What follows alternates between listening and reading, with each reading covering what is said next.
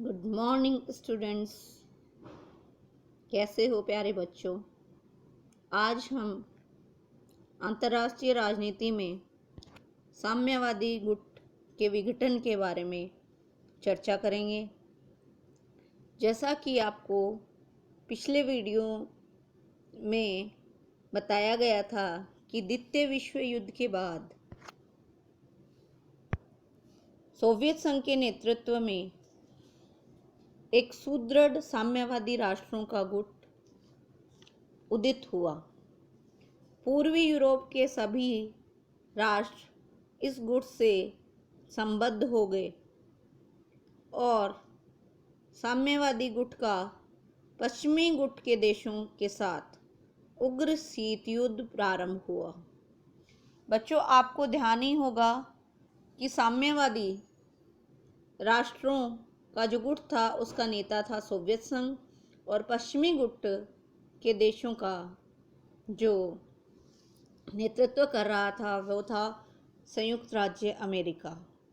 इन दोनों के बीच द्वितीय विश्व युद्ध के बाद उग्र शीत युद्ध प्रारंभ हो गया। संयुक्त राष्ट्र संघ की महासभा में ये देश एकजुट होकर के मतदान करते थे, यानी गुटबाजी के हिसाब से ये मतदान किया करते थे। सुरक्षा परिषद में सोवियत संघ बार बार वीटो का प्रयोग करने लगा।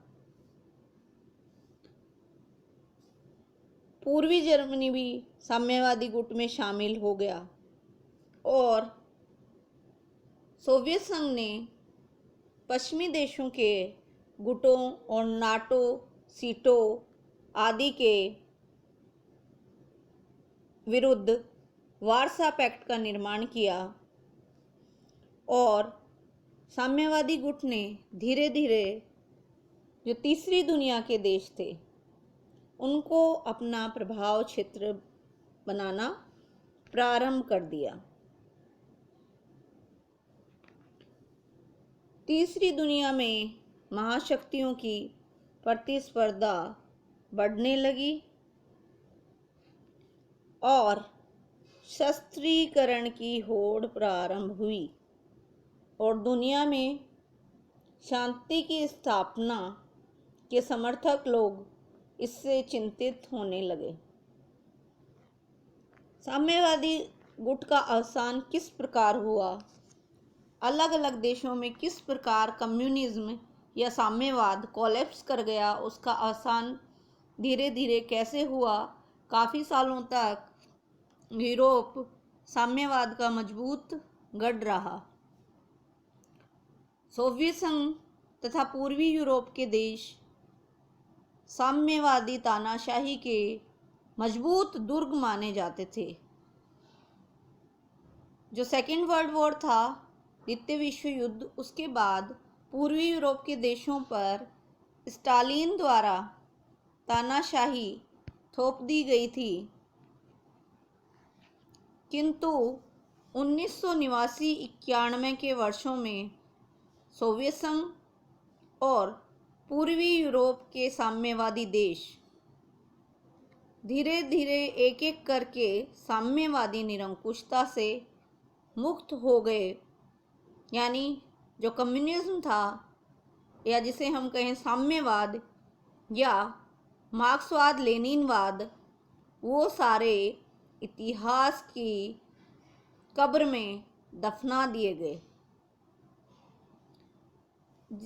जिस तरीके से नाजीवादी विचारधारा की दुर्गति हुई थी, वे उसी तरीके से जो ग्लासनोस्त और पेरेस्ट्राइका की नीति थी, पुनर्गठन की नीति, उसके माध्यम से साम्यवाद का अंत हो गया। साम्यवादी तानाशाहियाँ कुछ ही 1989 में कुछ ही महीनों की अवधि में धराशाही हो गई।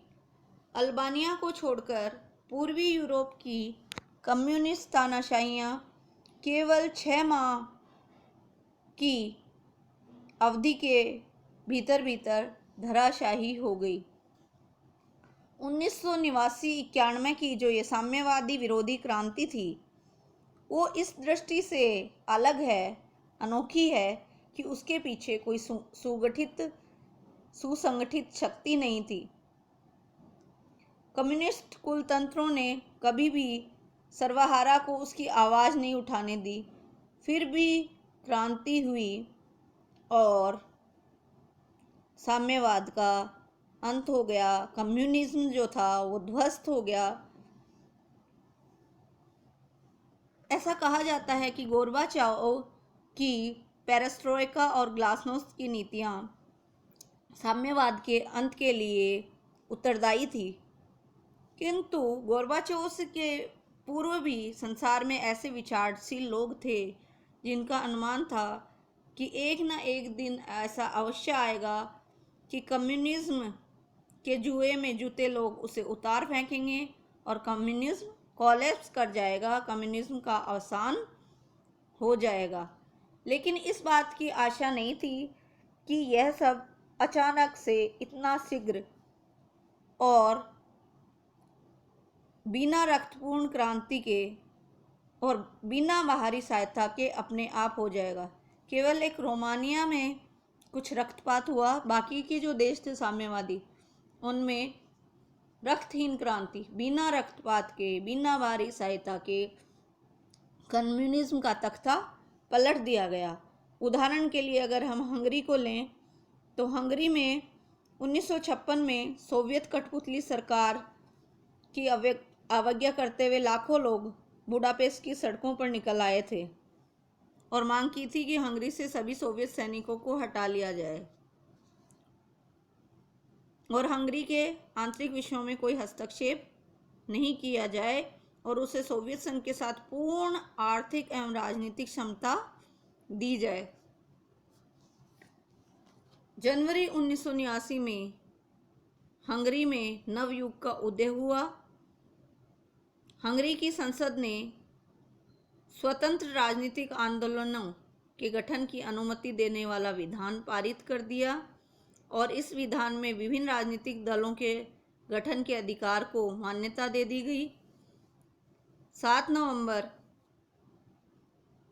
1989 को हंगरी की सत्तारूढ़ कम्युनिस्ट पार्टी ने मतदान द्वारा संकल्प पारित करके स्वयं अपना अस्तित्व समाप्त कर लिया और इस प्रकार समाजवाद का प्रयोग विफल रहा और बहुदलीय पद्धति अस्तित्व में आ गई। इसी तरह अगर हम पोलैंड का उदाहरण दें, पोलैंड में भी जो कम्युनिज्म को थोपे जाने के बाद 3 बार 1956 में, 1970 और 1976 में पोलैंड के सर्वहारा वर्ग ने चुनौती दी, साम्यवाद को चुनौती दी और लेकिन उन्हें सोवियत सैनिकों की मदद से दबा दिया गया।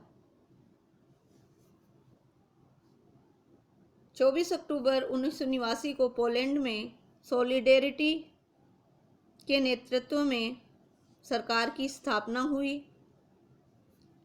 जनवरी 1990 को पोलैंड की कम्युनिस्ट पार्टी के विशेष और अंतिम सम्मेलन में प्रतिनिधियों ने पार्टी को भंग करने का निश्चय किया और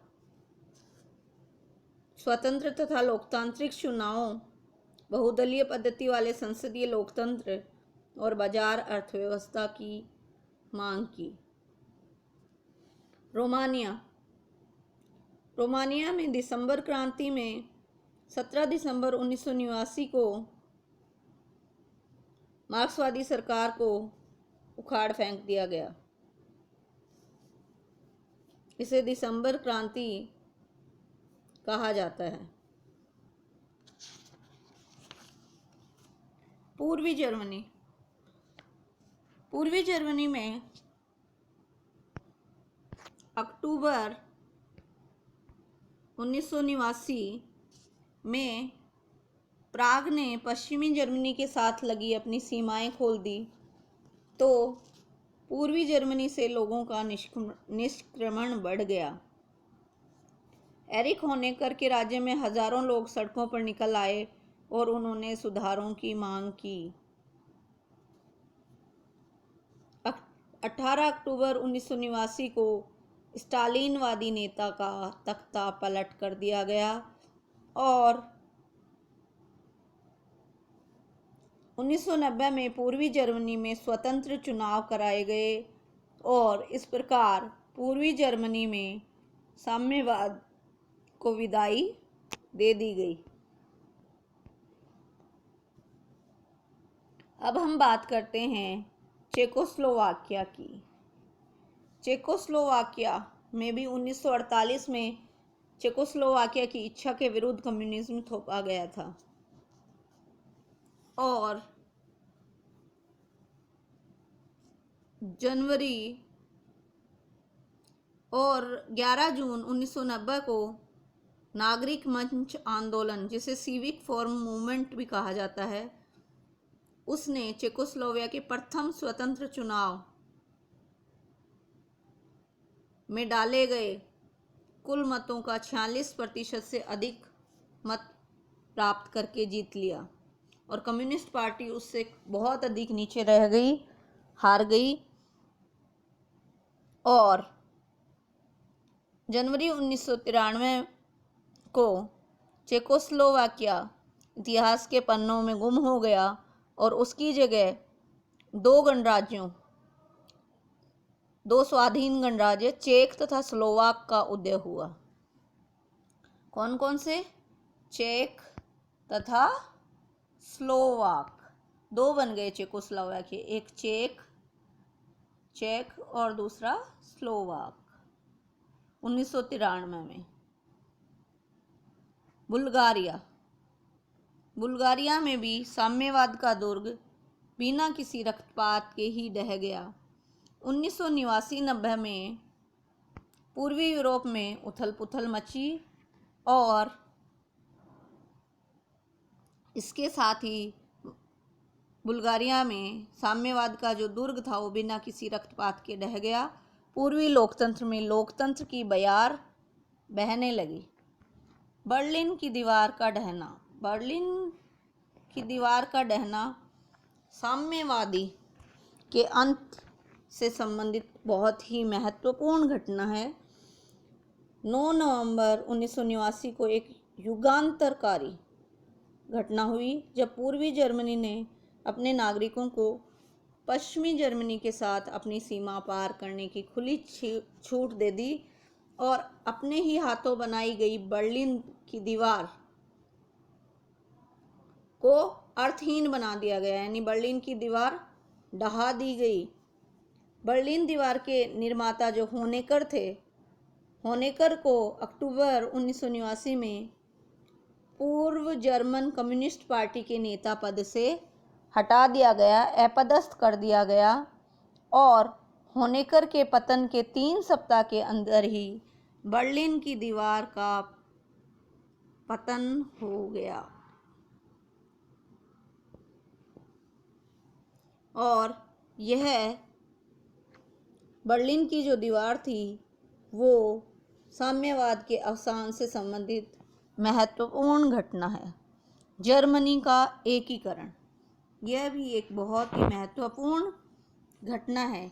वह जर्मनी जो द्वितीय विश्व युद्ध के बाद में 45 वर्षों से विभाजित था, वह 3 अक्टूबर 1990 को पुनः एक राष्ट्र के रूप में बन गया है या एक राष्ट्र के रूप में संगठित हो गया। और ये जो एकीकरण था बहुत ही हर्षोल्लासपूर्ण हुआ। ये यूरोप की बहुत ही अभूतपूर्व और बहुत बड़ी घटना है। जर्मनी का एकीकरण बड़ा ही शांतिपूर्वक और हर्षोल्लासपूर्ण यह एकीकरण हुआ। जबकि जो जर्मनी के नेता थे एरिक होनेकर, उन्होंने तो कहा था कि जिस तरह आग और पानी का मेल नहीं हो सकता, उसी तरह जर्मनी का एकीकरण भी संभव नहीं है।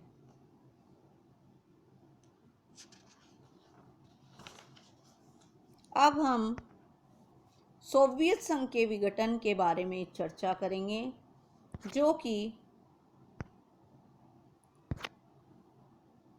कि पूरा जो ये साम्यवादी गुट था उसका नेतृत्व कर रहा था और क्षेत्रफल की दृष्टि से बहुत बड़ा देश था।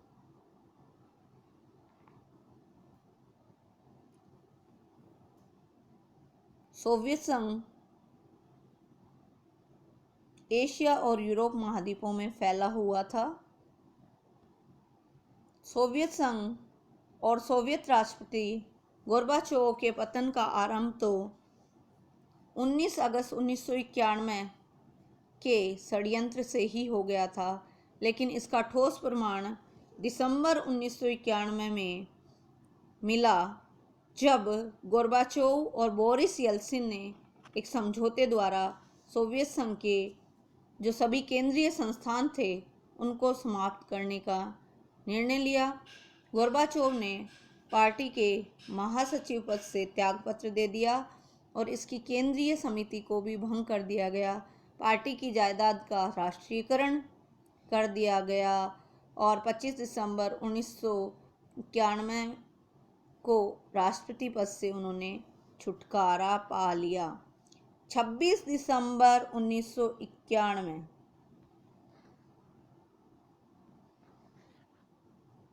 26 दिसंबर 1991 को सोवियत संघ का औपचारिक रूप से विघटन कर दिया गया। ये बहुत ही ऐतिहासिक घटना है बच्चों, आपको याद रखनी है, ये तिथि बहुत ही महत्वपूर्ण है। 26 दिसंबर 1991 क्या हुआ, क्या घटना हुई इस दिन? सोवियत संघ को औपचारिक रूप से विघटन या विघटित कर दिया गया।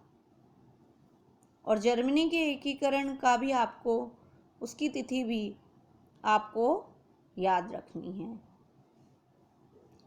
वार्सा संधि को भंग करना, यह भी एक बहुत ही महत्वपूर्ण घटना है साम्यवाद के पतन से संबंधित। आपको ध्यान होगा, पहले हमने पढ़ा था कि 1955 में वार्सा पैक्ट पर हस्ताक्षर हुए थे। वार्सा पैक्ट का गठन हुआ सोवियत संघ के नेतृत्व में। यूरोप के जो 7 साम्यवादी राष्ट्र थे उन्होंने ये सैनिक गठबंधन बनाया था। यह नाटो सीटो और जो साम्यवादी देशों की आशंका थी पश्चिमी देशों के प्रति, उसका फलस्वरूप उसका ही परिणाम था कि सोवियत संघ ने भी उनका उत्तर देने के लिए वार्सा पैक्ट को गठित किया। वार्सा पैक्ट भी 1 जुलाई 1991 को वार्सा पैक्ट को समाप्त करने का भी समझौता हो गया। इसी के साथ शीत युद्ध का भी अंत हो गया, क्योंकि सोवियत संघ जो कि साम्यवादी देशों का नेतृत्व कर रहा था और इतना बड़ा देश था, जब सोवियत संघ का ही विघटन हो गया और उसके अनेक टुकड़े हो गए, उसके विभाजन से अनेक गणराज्य बन गए और वार्सा पैक्ट जो कि साम्यवादी देशों का सैनिक संगठन था, जब उसी को विघटित करने का या उसी को समाप्त करने का निर्णय ले लिया गया, तो उसके साथ ही शीत युद्ध का भी अंत हो गया, क्योंकि केवल एक ही गुट संयुक्त राज्य अमेरिका अस्तित्व में रहा। यूगोस्लाविया का विघटन। यूगोस्लाविया को 1996 में संविधान द्वारा 6 गणराज्यों Serbia, Croatia, Slovenia, Macedonia, Montenegro एवं बोस्निया हर्जेगोविना को संघीय गणराज्य घोषित किया गया था। यूगोस्लाविया एक ऐसा राष्ट्र है जहाँ कई राष्ट्रीयताओं के लोग निवास करते हैं, कई धर्मों के लोग यहाँ निवास करते हैं। यहाँ काफ़ी पारस्परिक सद्भावना आदि रही है, लेकिन उसके बाद में सद्भावना का स्थान विद्वेष, घृणा, अविश्वास ने ले लिया और यूगोस्लाविया के विघटन की प्रक्रिया जुलाई 1990 में शुरू हुई।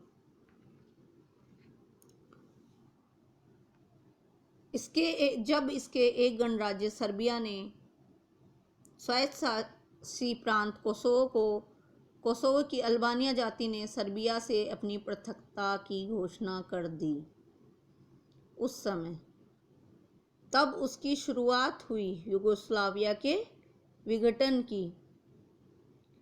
बोस्निया के मुसलमानों ने भी घोषणा कर दी कि यदि स्लोवेनिया और क्रोएशिया ने यूगोस्लाविया महासंघ से संबंध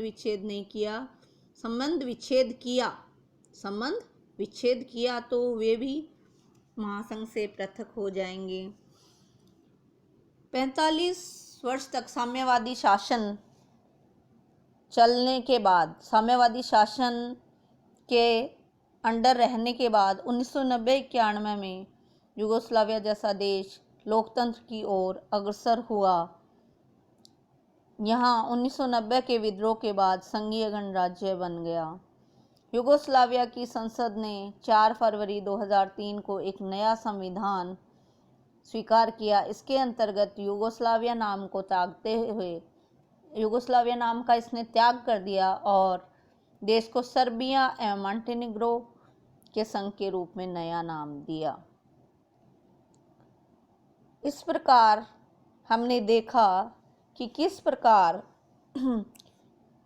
हंगरी, पोलैंड, रोमानिया, पूर्वी जर्मनी, चेकोस्लोवाकिया, बुल्गारिया आदि में धीरे धीरे साम्यवाद का पतन हो गया। किस प्रकार यूगोस्लाविया में लोकतंत्र को अपना लिया गया, एक नए संविधान को अपना लिया गया, साम्यवाद को त्याग दिया गया। किस प्रकार 9 नवंबर 1989 में बर्लिन की दीवार को ढहा दिया गया और 3 अक्टूबर 1990 को जर्मनी का एकीकरण हो गया। ये तिथियां ध्यान रखने वाली हैं। 9 नवंबर 1989 को बर्लिन की दीवार को ढहा दिया गया और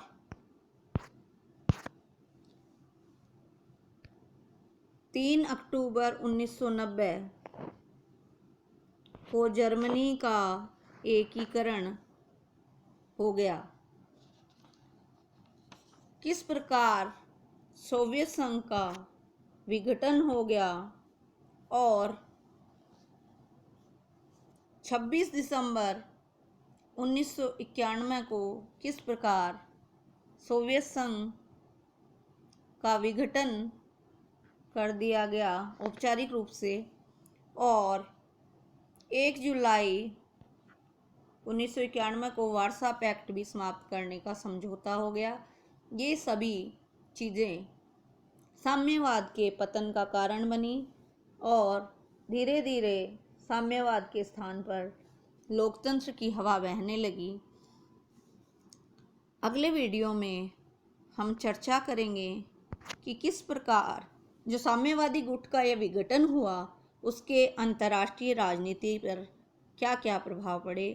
आज के लिए इतना ही। धन्यवाद।